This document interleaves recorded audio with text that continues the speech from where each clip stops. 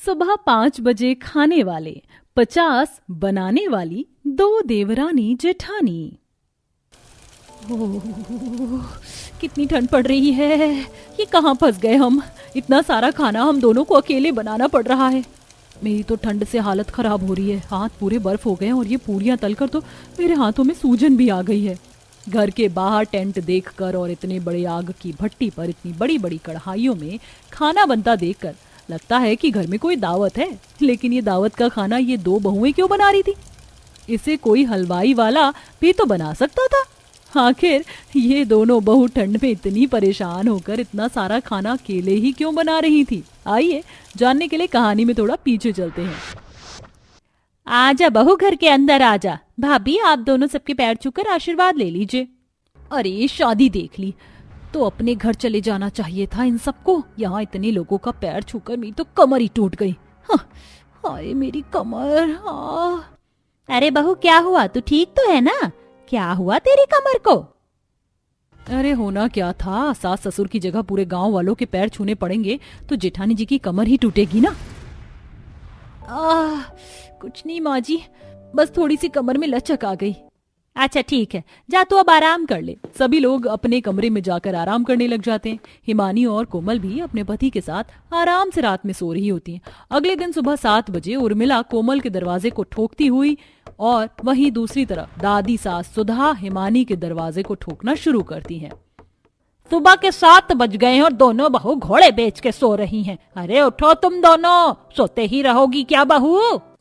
अब दोनों ही बहू अपनी आंखों को मसलती हुई दरवाजे को खोलती हैं। समय का जरा भी तगाजा है बहू?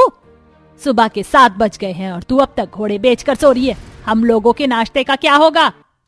जी माँ जी, मैं अभी बना देती हूँ। कुछ देर बाद कोमल और हिमानी रसोई में आती है और अपनी पहली रसोई का खाना बनाना शुरू करती हैं। देवरानी जी, क्या बनाएं पहली रसोई में? एक काम करते हैं, मैं खीर और पूरी बना लेती हूँ थोड़ा सा, और आप कुछ अच्छी सी सब्जी बना लीजिए। ठीक है जेठानी जी, वैसे भी मुझे बहुत स्वादिष्ट सब्जियां बनाने आती हैं, जैसे पालक पनीर, शाही पनीर, मटर पनीर, दाल मखनी। एक काम करती हूँ, मैं शाही पनीर बना लेती हूँ। दोनों ही ठंड में अब सबके लिए खाना बना के डाइनिंग टेबल पर लगाती हैं, जहाँ डाइनिंग टेबल पर 50 लोग बैठे हुए होते हैं। जेठानी जी, ये लोग अभी तक गए नहीं। मुझे तो लगा घर में सिर्फ सास ससुर हैं और खाना भी उसी अकॉर्डिंग बनाया है मैंने। अरे बहू, ये इतना सा खाना कौन कौन खाएगा? इसे तो सिर्फ मैं और तेरे ससुर ही बैठकर चट कर जाएंगे। क्या भाभी, एक तो आपने इतनी लेट से नाश्ता बनाया हम लोगों का, वो भी इतना कम। इतने से कुछ नहीं होगा बहू रानी, जा हम सबके लिए दोबारा से कुछ और बना ले और इस बार थोड़ा ज्यादा बनाना। चल बहू रसोई में, मैं तुझे बताती हूँ कि हमारे घर में कितने लोग का खाना बनता है और कितने बजे तक बनाया जाता है और कितने बजे तक खाया जाता है। उर्मिला अपनी दोनों देवरानी जेठानी को लेकर रसोई में आती है। इन सारी अलमारी में सारा राशन पड़ा हुआ है, ना तो राशन की कमी है ना सब्जी की। घर में खाने वाले 50 लोग हैं। और हाँ बहू, आज तो तुम उठ गई सुबह 7 बजे, लेकिन मैं तुम्हें बता दूं कि तुम्हारे ससुराल में सभी लोग सुबह 5 बजे उठकर नाश्ता करते हैं, तो कल से 3 बजे उठकर सबके लिए खाना बनाना शुरू कर देना। पर माँ जी, इतनी ठंड में हम दोनों अकेले इतना सारा खाना कैसे बनाएंगे? और सुबह 3 बजे तो बहुत ठंड होती है। अगर कोई हमारी मदद कर देता या कोई नौकर रख लेते तो ठीक रहता। अरे नौकर कहाँ से रख ले? इतनी कमाई नहीं है मेरे बेटों की जो मैं घर में नौकर रखूं। तुम दोनों बहू हो तो आज से तुम दोनों ही 50 जनों का खाना बनाओगी, वो भी सुबह 5 बजे तक।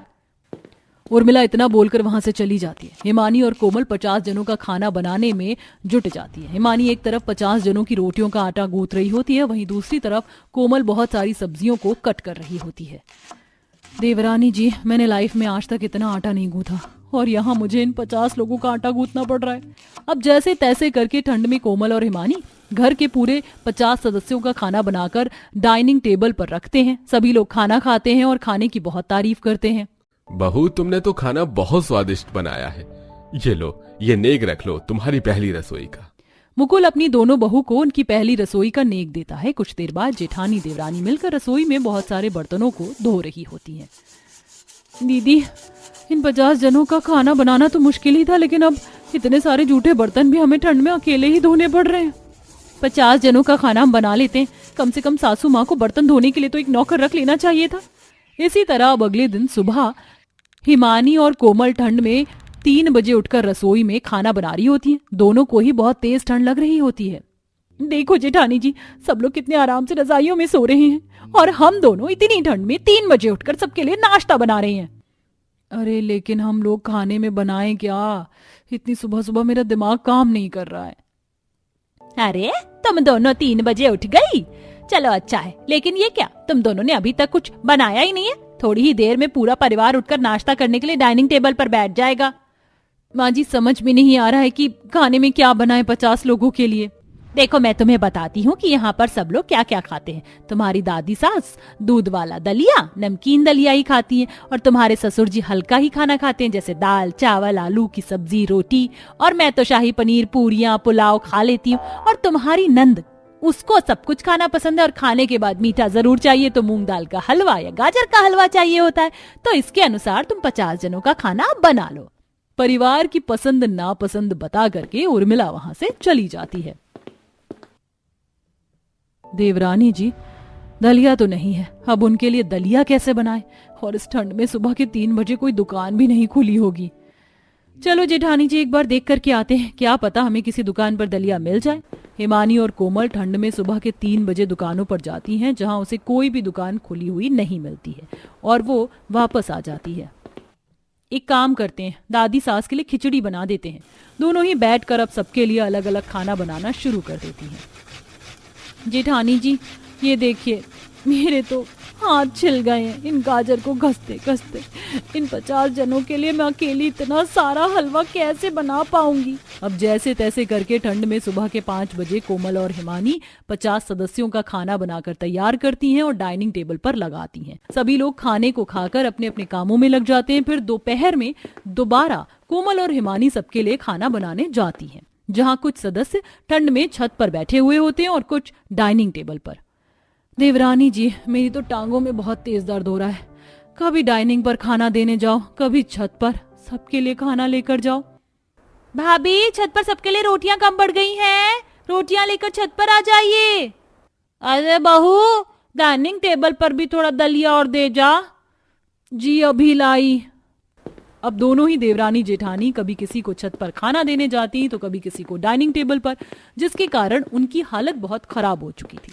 ऐसे ही कुछ समय गुजरता है और दोनों बहू अब ठंड में 50 जनों का खाना बनाकर बहुत परेशान हो चुकी थी कि तभी एक दिन, देखो कोमल और हिमानी, मैं घर में छोटी सी पूजा करवा रही हूँ। कम से कम 400 से 500 लोग आएंगे, सबका खाना भी यही होगा, और मैं चाहती हूँ कि तुम उन 500 से 400 लोगों का खाना तुम दोनों ही बना लो, क्योंकि अगर मैं बाहर के हलवाई वालों को रखती हूँ तो वो इतना अच्छा खाना बनाते नहीं है जितना अच्छा पैसा लेकर चले जाते हैं।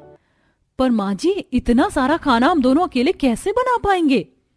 अरे सब हो जाएगा, कर लोगी तुम दोनों। अब मैं कुछ नहीं सुन रही, मैं जा रही हूँ, मुझे पूजा की और भी तैयारी करनी है। उर्मिला अपनी दोनों बहू को काम देकर वहां से चली जाती है। देखते ही देखते पूरे घर में टेंट वगैरह लग जाता है और घर के बाहर आंगन में एक बहुत बड़े आग की भट्टी पर बड़ी सी कढ़ाई में एक तरफ कोमल पूरियां तल रही होती है और दूसरी तरफ हिमानी सब्जियां बना रही होती है।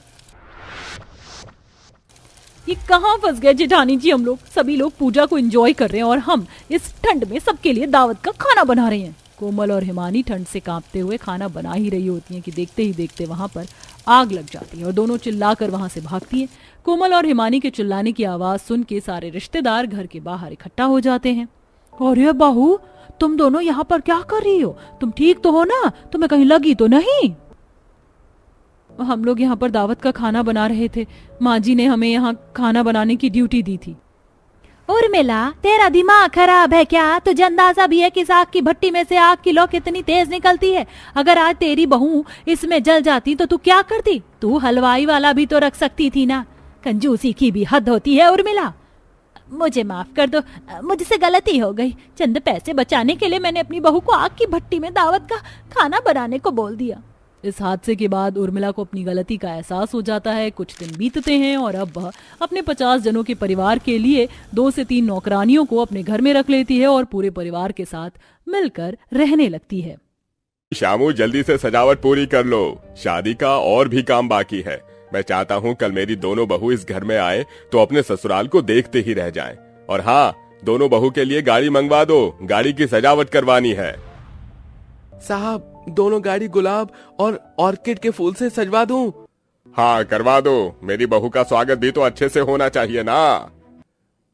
नहीं पापा, इसकी कोई जरूरत नहीं है।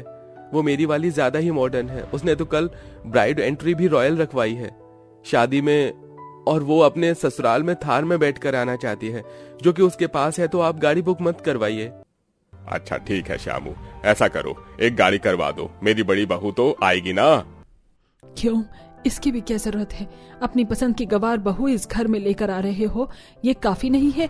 और जब मेरी मॉडर्न बहू अपना इंतजाम करके खुद आ रही है थार की गाड़ी में, तो बड़ी वाली भी ऐसे ही कर लेगी। हम उस गवार की क्यों गाड़ी सजवाएं? अच्छा ठीक है, वो अपने आप आ जाएगी। अब खुश, ज्यादा हाइपर मत हो, बच्चों की शादी का टाइम है। हाँ ठीक है। ओ नीतू, कहाँ मर गई? चल मेरे बालों का शैम्पू कर दे, उसके बाद मेरा पेडिक्योर कर दियो। तभी सुरेखा की नौकरानी नीतू उसके बालों का शैम्पू करके उसके पैरों पर पेडिक्योर करती है। अगले दिन सुरेखा के दोनों बेटे अधिक और मोहन की शादी एक बहुत सुंदर से बैंक्वेट हॉल में दीपाली और अनिका से हो जाती है। वहां से दीपाली डोली में बैठकर अपने ससुराल की तरफ आती है। डोली से उतरकर घूंघट में शर्मा कर वो ससुराल के गेट की तरफ पहुंचती है, जहां सारे नौकर उस पर फूलों की बरसात करते हैं। यकीन नहीं होता, मैं अपने इतने बड़े ससुराल में आ गई, और वो भी इस घर की बड़ी बहू बनकर। मेरी जिंदगी संवर गई। लेकिन मैंने ज्यादा पढ़ाई लिखाई नहीं की है, मैं रह तो पाऊंगी ना अपने ससुराल में? पापा जी है ना, वो मेरा साथ देंगे। उन्होंने कहा था मुझे सब कुछ बताएंगे। अरे मेरी प्यारी बहू आ गई। सुरेखा, गृह प्रवेश करो। मैं और इस गवार का गृह प्रवेश करूंगी, जो गवारों की तरह डोली में आई है, वो भी सड़े से लहंगे में। क्या देखकर आपने इसे मेरे घर की बहू बनाया है? सुरेखा, ये क्या कह रही हो? ये हमारे घर की बड़ी बहू है, अभी छोटी बहू भी आती होगी। चलो गृह प्रवेश करो। बोला ना, मैं इस गवार का गृह प्रवेश नहीं करूंगी। ठीक है, तो मैं ही कर देता हूँ। यह सुन दीपाली की आंखों में आंसू आ जाते हैं और ओम प्रकाश अपनी बहू की आरती कर उसे घर में अंदर बुलाता है। इतने में थार वाली गाड़ी का हॉर्न बजता है और साथ हाथों में आरती की थाली ससुर से छीन कर कहती है, मेरा छोटा बेटा और मॉडर्न बहू आ गए, बस जल्दी से घर के अंदर आ जाए। अब तो फिर मेरी भी टीम होगी, रहना आप अपनी गवार बहू के साथ। हाँ ठीक है। तभी गाड़ी की छत से बाहर सिर निकालकर मॉडर्न बहू फायर गन चलाकर मस्ती में आती है। वाह, मैं आ गई। हाय मेरी प्यारी बहू रानी। मोहन, मुझे कार से निकलने में हेल्प करो। हाँ, आ जाओ। तभी कार से बाहर निकलकर अपने सिर का पल्लू हवा में गिराकर डांस करते हुए अनिका ससुराल की तरफ बढ़ती है। अब ये नैना बोले यार, बोले यही लगातार, कोई चाहे कितना रोके करूंगी प्यार। मेरे सैया सुपरस्टार, ओ मेरे सैया सुपरस्टार, मैं फैन हुई उनकी, मेरे सैया सुपरस्टार। तभी अनिका चौखट पर आ जाती है और सास अपनी बहू को बहुत सारी फ्लाइंग किस देती है। मेरी मॉडर्न बहू, क्या एंट्री मारी है तूने, इस गवार की तरह थोड़ी जो डोली में बैठकर आई है। तभी तो तू मेरे लेवल की बहू है। क्या, जो इस घर की सबसे बड़ी बहू है वो डोली में बैठकर आई है? छी, कितनी चीप एंट्री थी ये। तभी तो मुझे भाभी आप पसंद हो, ना कि ये गवार भाभी।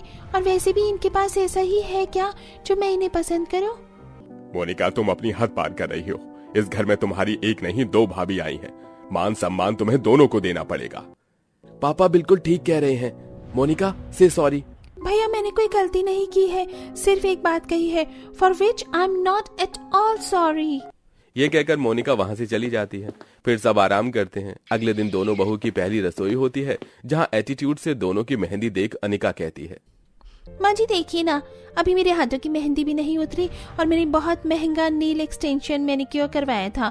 अगर मैं घर के काम करूंगी तो मेरे हाथ खराब हो जाएंगे, लेकिन पहली रस्म करना भी तो जरूरी है ना। अरे तू क्यों चिंता कर रही है, ये गवार बहू है ना, किसी बावर्ची से कम थोड़ी है। और घर में 2 बहू की शादी हुई है, एक ही पहली रसोई रस्म कर लेगी तो क्या ही हो जाएगा। तू बस इसके खाने पर हाथ लगा देना, शगुन हो जाएगा। थैंक यू सो मच माँ जी, आप कितनी स्वीट हैं।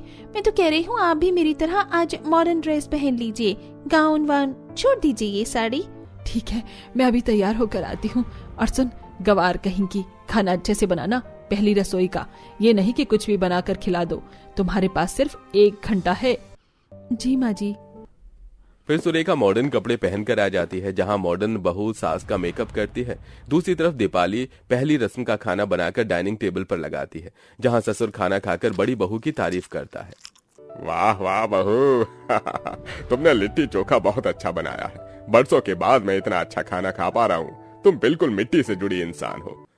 हाँ पापा, ये तो आपने बिल्कुल ठीक कहा। दीपाली मैं तुम्हारे लिए गिफ्ट लाया हूँ, तुम्हारी पहली रसोई का नेग ये प्लेटिनम रिंग। और मेरी तरफ से तुम्हें कुंदन हीरे का हार। हाय राम पापा जी, ये हार तो बहुत ही महंगा लगता है। मुझे नहीं लगता मैं इसे संभाल पाऊंगी। तो कौड़ी की कवार इस घर की बहू बन गई है तो इतना महंगा तोहफा कैसे संभालेगी? बोला पापा जी, कम से कम आप इसकी शक्ल देखकर तो नेक देते, आप 10 रुपए देकर छुट्टी कर देते। राइट भाभी। बस करो तुम दोनों। बड़ी बहू तो इनकी बातों का बुरा मत मान। वेल, मेरी बहू ने खाना बनाया हो या नहीं, मैं उसको नेक जरूर दूंगी। ये लो अनिका बहू, तुम्हारे लिए डायमंड ब्रेसलेट। अच्छा है ना? थैंक यू माँ जी। अरे बहू, इसकी कोई जरूरत नहीं है। और कल तुम दोनों की मुंह दिखाई की रस्म है। बहुत सारे गेस्ट आएंगे, तो गवार बहू तुम अच्छे से तैयार हो जाना। बाकी मुझे मेरी मॉडर्न बहू का तो पता है, वो बहुत सुंदर है। जी माँ जी। अगले दिन नौकर घर की अच्छे से सजावट कर देते हैं और गवार बहू से सुरेखा बहुत सारे मेहमानों का खाना बनवाती है। कुछ ही देर में मेहमान आ जाते हैं। बड़ी बहू घूंघट में होती है, सबको चाय नाश्ता पूछती है, फिर घूंघट में मुंह दिखाई के लिए बैठ जाती है, जिसे सब प्यार से गिफ्ट देते हैं और दीपाली सबके पैर छूती है।